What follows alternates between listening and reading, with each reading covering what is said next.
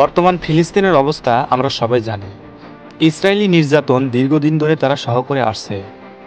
এখানে বসবাসরত এক নির্যাতিত ও নিপীড়িত মেয়ের জীবন কাহিনী শুনলে আপনি হতবাক হয়ে যাবেন।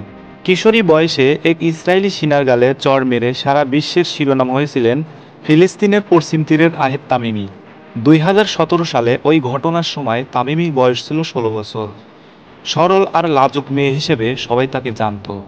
কিন্তু ইসরায়েলি সেনারা যখন তার বাড়িতে অভিযান চালাতে আসে, তখন আহেদ তামিমি প্রতিবাদের এক জ্বলন্ত আগুনে জ্বলে ওঠে এবং ইসরায়েলি এক সেনার গালে কষে এক থাপ্পড় মারে।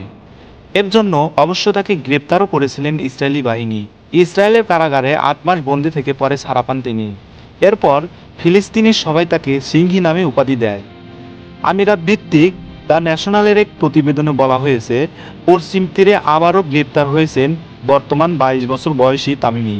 এবারের অভিযোগ, ইসরায়েলের গাজা হামলার প্রতিবাদ করে একটি ইনস্টাগ্রাম পোস্টে সহিংসতাকে উস্কে দেওয়ার চেষ্টা করেছেন তিনি।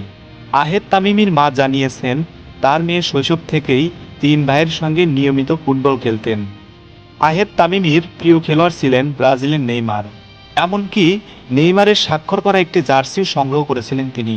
বিশ্ব জুড়ে পরিচিত মুখ হয়ে উঠলেও তামিমির জীবন অন্যান্য ফিলিস্তিনি মেয়ের মতোই দুঃখে ভরা। ইসরায়েলি বাহিনী তার 2 চাচা এবং এক খালাকে হত্যা করেছেন।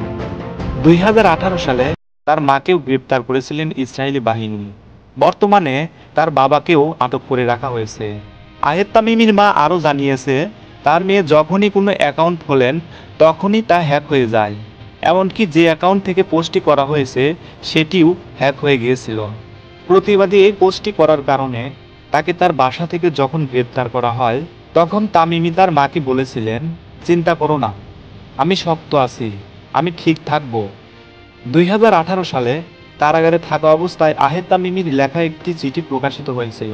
চিঠিতে তিনি বলেছিলেন, যদি কোনো সাধারণ কৃষকের মতো সাধারণ কোনো দেশে বেড়ে ওঠার সুযোগ পেতাম, তবে আমি খেলাধুলা করতাম। আমি একজন ফুটবল খেলোয়াড় হতে চেয়েছিলাম, কিন্তু এখানে সময় নেই বলে আমি এখন খেলি না। কারণ আমি ছোটবেলা থেকেই ইসরায়েলি সেনাবাহিনীর সঙ্গে বিক্ষোভ এবং সংঘর্ষে জড়িত ছিলাম। চলতি বছরের শুরুর দিকে আহেদ তামিমির লেখা একটি বই প্রকাশিত হয়েছে। বইটির নাম হলো তারা আমাকে সিংহী বলে ডাকে। আপনারা অনেকেই যারা আগ্রহী আছেন তারা বইটি অবশ্যই পড়ে নেবেন।